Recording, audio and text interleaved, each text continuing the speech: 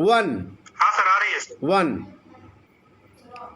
Please tell me about बेरोजगारी के बारे में बताइए और इसका टोटल स्वरूप बताइए, कितने प्रकार के हैं, इस पर क्या क्या रिपोर्ट है।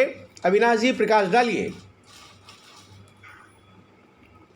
स्टार्ट। सर, बेरोजगारी आज के टाइम पे सबसे ज्वलंत मुद्दा है और लोग सबसे ज्यादा इसी से परेशान है, क्योंकि कोविड के बाद बेरोजगारी देश में बहुत तेजी से बढ़ा है।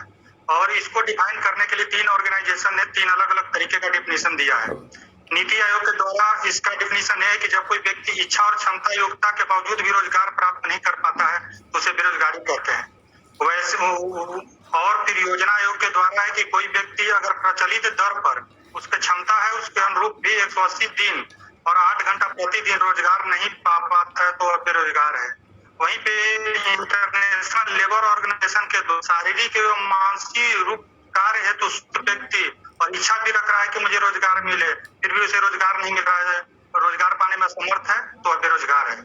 अब किसी देश की कार्यशीलता जनसंख्या 15 से 64 वर्ग का वह हिस्सा होता है जिसमें लोग सबसे ज्यादा समर्थ होते हैं काम करने के लिए और बाजार में प्रचलित मजदूरी दर पर रोजगार करना चाहते हैं, उसे श्रम शक्ति कहते हैं किसी भी देश का। प्रत्येक वर्ष 1.25 करोड़ शिक्षित युवा तैयार होते हैं, परंतु इन्हें नौकरी मिलती है। शिक्षित लोग कार्य नहीं करने, इसलिए अनपढ़ लोगों की तुलना में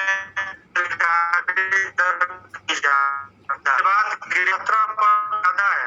CMI जो कि भारत में बेरोजगारी दर को डिफाइन करता है, उसके अनुसार भारत में बेरोजगारी दर 7.8%। वहीं शहरों में सबसे ज्यादा बेरोजगारी है जो कि 2011-12 में 2.1% था, वर्तमान में बढ़ के 8.16% हो गया है। उसमें ग्रामीण बेरोजगारी जो देखा जाए तो 0.8% था 2011-12 में और वो बढ़ के 5.84% हो गया है। तो इस तरह से हम देख सकते हैं कि ग्रामीण क्षेत्रों में भी बेरोजगारी बढ़ा है और विकसित और अविकसित राज्य में बेरोजगारी की समस्या विकट हो गई है। अब रिसेंट के डाटा के अनुसार हरियाणा में है वो बेरोजगारी दर सर्वाधिक उछाल हुआ है। वहीं पे तेलंगाना ने कुछ हद तक अपने लोगों को रोजगार देने में सफलता पाई है, जिसके अनुसार उसके यहाँ 0.7% की बेरोजगारी है। जनवरी 2022 में भी बिहार में 19% बेरोजगारी है, तो बिहार में भी बेरोजगारी बढ़ी है। लेकिन वहीं दिल्ली, हरियाणा, हिमाचल प्रदेश और त्रिपुरा जैसे राज्यों से बिहार की स्थिति अच्छी है। बेरोजगारी के प्रकार की बात करें तो बेरोजगारी के विभिन्न प्रकार होते हैं। इसमें मौसमी बेरोजगारी होती है जिसके अंतर्गत लोग कुछ महीने का ही रोजगार ढूंढ पाते हैं और ये कृषि क्षेत्रों में पाई जाती है। जब फसलों जैसे जिस टाइम पे फसल बो रहे हैं फिर कुछ टाइम पे कृषि पे निर्भर मतलब बारिश पे निर्भरता रहती है, आई नहीं आई, जब आएगी तो फिर फसल काटे, फिर कुछ दिन तक जो इंटरवल हुआ बेरोजगार रहे हैं, तो ये बेरोजगारी होती है। उसके बाद अदृश्य बेरोजगारी या उसी को छुपी बेरोजगारी कहते हैं। इसमें लोग उत्पादन जितना जो लोग इस लोग कर पाएंगे उतना भी कर पाते हैं। इसमें ज्यादा लोग उत्पादन क्षमता में वृद्धि नहीं कर पाते हैं। इसमें श्रमिक ही सीमांत उत्पादक शून्य होती है। उसके बाद आती है औद्योगिक बेरोजगारी। यह बेरोजगारी शहरी क्षेत्रों में ज्यादा पाई जाती है। इसमें शहरी क्षेत्रों में इसलिए ज्यादा पाई जाती है कि शहरों में जनसंख्या लोग ज्यादा जाते रहते हैं बट इंडस्ट्री उस अनुसार विकसित नहीं हो पाती है। शहरों की पॉपुलेशन तो तेजी से बढ़ती है लेकिन इंडस्ट्रियलाइजेशन उस तरह से तेजी से नहीं बढ़ पाती है, जिसके कारण लोगों को रोजगार नहीं मिल पाता है। और फिर शिक्षित बेरोजगारी है। इसमें योग्यता के अनुसार बेरोजगारी नहीं, मतलब योग्यता के अनुसार रोजगार नहीं मिल पाता है। जैसे किसी ने इंजीनियरिंग किया है उसे ITI वाली जॉब मिल रही है, किसी ने MTech किया है तो भी उसे इंजीनियरिंग की जॉब मिल रही है। तो इस तरह के है कि वो बेरोजगारी मतलब वो अपने काम के अनुरूप इच्छा के अनुरूप वो काम नहीं ढूंढ पाता है और शिक्षित लोगों में इसकी संख्या ज्यादा वृद्धि हुई है। उसके बाद खुली बेरोजगारी है। इसमें होता है कि योग्यता है, शिक्षा है, उसके बावजूद भी रोजगार न मिलना खुली बेरोजगारी कराता है। इसमें तो लोग पूरे साल बेरोजगार रहते हैं और परिवार पे ही निर्भरता पड़ता है। उसके बाद होती है संरचनात्मक बेरोजगारी, जिसमें मांग के प्रारूप के कारण तथा दीर्घकालीन औद्योगिक परिवर्तन के कारण बेरोजगारी पाई जाती है। इसमें जैसे हम देख सकते हैं कि जैसे सरकार ने भी 1 जुलाई 2022 से प्लास्टिक बंद कर दिया है और लेकिन सरकार ने प्लास्टिक का कोई वैकल्पिक नहीं ढूंढा है, तो जो लोग अभी प्लास्टिक इंडस्ट्री में होंगे उन लोगों को बेरोजगार रहना पड़ेगा। और जैसे पटाखे दिवाली में दिल्ली में बैन हो जाते हैं तो तो लगी हुई है बट लोग पटाखे वाले बेरोजगार हो जाते हैं उस टाइम पे। फिर आती है चक्रीय बेरोजगारी। ये विकसित देशों में आती है मंदी तेजी के कारण। जैसे जब डिमांड बढ़ा डिमांड घटा, जैसे अमेरिका में आया था रिसेशन आया था तो लोग बेरोजगार थे, फिर से आया, चक्रीय बेरोजगारी होती है। फिर होती है घर स्नातक में बेरोजगारी। इसमें होता है कि लोग एक काम छोड़कर दूसरे काम में जाने के भी जो कुछ दिन के बेरोजगार रहते हैं। जैसे कोई किसी को अच्छी नौकरी मिल गई उसने अभी नौकरी मतलब फिर छोड़ दिनों के लिए, तो उसको घर्षणात्मक बेरोजगारी कहते हैं। अब इसके कारण है निम्न प्रकार के हैं जी, कुछ हैं आर्थिक विकास है। अभी जैसे जीडीपी ग्रोथ रेट भी पिछले के तुलना में भी कम हुआ है, तो और जनसंख्या वृद्धि भी तेजी से जनसंख्या वृद्धि कर रहा है, उसके अनुसार लोगों को अवसर भी कम मिल पा रहा है। संयुक्त परिवार में रहता है कि एक दो लोग ही कमा रहे हैं, तो लोग उस पर डिपेंडेंट हो जाते हैं कि वही खर्चा चला लेगा। उसके बाद सिंचाई में भी कमी आई है, मानसून भी अब पहले की तरफ थोड़ा सा पहले से कमजोर हुआ है, और कुटीर उद्योग है उसका भी हास हुआ है, क्योंकि अब जो है मिला जुला जो छोटे लोग हैं उस पर ज्यादा ध्यान नहीं दे रहे हैं, और श्रम में बढ़ोतरी तथा पूंजी में कमी भी हुई है। उसके बाद कृषि पर निर्भरता जो है वो ज्यादा है, 48% जनसंख्या हमारी कृषि पर है, और जो कृषि है वो मानसून पे है। उसके बाद हम देखते हैं कि सर श्रमिक गतिशीलता भी उस तरह की नहीं है। अब बेरोजगारी मापने के भी तरीके हैं, बहुत सारे हैं। इसमें एनएसएस द्वारा नेशनल स्टैटिस्टिकल ऑर्गेनाइजेशन भारत में बेरोजगारी का आंकड़ा प्रस्तुत करता है। इसमें कुछ स्तर है, जैसे सामान्य प्रमुख स्तर, चालू दैनिक स्तर, मासिक स्तर। इसमें मासिक स्तर अभी प्रयोग नहीं लाया जाता है।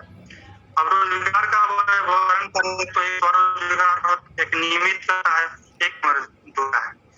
अब भारत में बेरोजगारी की प्रवृत्तियां भी भिन्न भिन्न प्रकार की हैं। इसमें है कि लाभकारी रोजगार की कमी है, जो रोजगार लोगों को मिल रहा है उससे बहुत ज्यादा लाभ नहीं कमा पाते, सस्टेनेबल पाता है, अपने परिवार का भरण पोषण कर पाते हैं। दूसरा चीज है कि अनौपचारिक एवं असंगठित क्षेत्र में ज्यादा रोजगार है, जैसे जो ठेरी लगाते हैं सर, जो मतलब ठेला लगाते हैं, किराना दुकान चलाते हैं, असंगठित लोग हैं जिनका मतलब सरकार से सीधा संपर्क की ओर पाते हैं। संविदा रोजगार हुई है, कार भी अब गवर्नमेंट देने में बहुत ज्यादा नहीं ले रही है, तो सारी चीजों को प्राइवेटाइजेशन पे ज्यादा ध्यान दे रही है। जिस तरह से हम अभी देख रहे हैं कि रिसेंट के दिनों में रेलवे में जिस तरह का हुआ है, एयरपोर्ट भी सरकार ने किया है, और जो माइनिंग वाली यूनिवर्सिटी थी उनको भी सरकार लोग है ये भी है कि भारत में स्वरोजगार का जोखिम नहीं लेना चाहते हैं। उसके लिए कुछ हद तक सरकार की भी जिम्मेदारी है कि जैसे लोन लेने में दिक्कत आती है, गाँव वगैरह के लोग ज्यादा शिक्षित नहीं होते, तो बैंक से उन्हें लोन नहीं मिल पाता है जल्दी, क्योंकि उतना वो डॉक्यूमेंट्स को फुलफिल नहीं कर पाते हैं। चौथा है कि रोजगार विहीन आर्थिक विकास है। उसके बाद बेरोजगारी का प्रभाव देखें तो उत्पादन में कमी हो जाता है, निम्न उत्पादकता हो जाता है, पूंजी निर्माण में भी कमी है, मानव श्रम की हानि हुई है, जीवन की निम्न गुणवत्ता हो गई है, सामाजिक अशांति है, अपराध दर में वृद्धि है, कौशल श्रम की बर्बादी है, राजनीतिक अस्थिरता है, धीमी विकास दर है, आर्थिक असमानता एवं वर्ग संघर्ष है। तो इसके अनुसार हम ये भी देख सकते हैं कि जब बेरोजगारी बढ़ती है तो भुखमरी भी बढ़ती है, क्योंकि रिसेंट डाटा में जो वैश्विक ग्लोबल हंगर इंडेक्स है उसमें भारत का स्थान 101 है, जो कि पहले 94 था। तो इस तरह से हम देख रहे हैं कि जब बेरोजगारी बढ़ा तो साथ में हमारे पास भुखमरी की भी समस्या लेके आया, और इससे पूरा जो विश्व है वो कुपोषित भाग वो दक्षिण एशिया ही हो गया है। उसके बाद हम देखते हैं कि कृषि में जहां रोजगार का योगदान 48% है और जीडीपी में 18%, तो हम ये देख सकते हैं कि जीडीपी में कम योगदान होने के बाद जो क्षेत्र सबसे ज्यादा रोजगार दे रहा है वो कृषि है। उद्योग में 28% जीडीपी का योगदान है, तो रोजगार का योगदान 25% ही है। वहीं सेवा जो कि सबसे ज्यादा जीडीपी में योगदान 53% दे रहा है, उसका रोजगार में योगदान 27% है। उपरोक्त बेरोजगारी के निम्न सुझाव के आधार पर दूर करने के प्रयास किया जा सकता है। तो सुझाव निम्न प्रकार के हैं। पहले तो हमें उत्पादन में वृद्धि होगी तो पर हेक्टेयर इसके लिए हमें है कि अच्छे प्रकार के मतलब फसल यूज करना होगा, फिर खाद वगैरह, जिससे कृषि में उत्पादन में वृद्धि होगी। उसके बाद सहकारी उद्योग को बढ़ावा देना होगा, ताकि लोग जो है स्वरोजगार समझे कि हाँ मेरा भी पैसा लगा है तो हम मेहनत करके इसमें ज्यादा कमाएं, जैसे अमूल का था। फिर रोजगार परक योजना होना चाहिए, जैसे सरकार ने अभी स्किल इंडिया डेवलपमेंट लाया था कि लोगों को स्किल पहचाने के किसको किस क्षेत्र में ज्यादा है उसको उसी टाइप का रोजगार मिलना चाहिए। उसके बाद श्रम प्रधान तकनीक को प्रोत्साहन देना चाहिए। स्वरोजगार हेतु टेक्निक एवं आर्थिक मुद्दा भी होना चाहिए। शिक्षा व्यवस्था में भी सुधार करके हम बेरोजगारी को दूर कर सकते हैं, क्योंकि शिक्षित लोग हैं किसी न किसी तरह वो हर तरह का नॉलेज रखते हैं, तो कहीं ना कहीं रोजगार ढूंढ लेंगे। उसके बाद पूंजी निर्माण तथा आर्थिक क्रिया का भी विस्तार होना चाहिए। कृषि निवेश तथा वैकल्पिक रोजगार के बारे में भी हमें सोचना पड़ेगा। वर्तमान में बेरोजगार की स्थिति देखें तो कारण यह है धीमी औद्योगिक विकास, बढ़ती जनसंख्या, रोजगार परक शिक्षा का अभाव, कुटीर उद्योगों में गिरावट, कृषि में घटती उत्पादकता एवं कृषि संकट, वैकल्पिक रोजगार एवं अवसरों की कमी और कुछ नीतिगत कमियां भी हैं, जो कि असंगठित क्षेत्रों में हमें ज्यादा ध्यान देने की जरूरत है। उसके बाद है कि सरकार प्रयास क्या कर रही है। तो सरकार जैसे पीएम रोजगार सृजन योजना है, कौशल विकास कार्यक्रम है,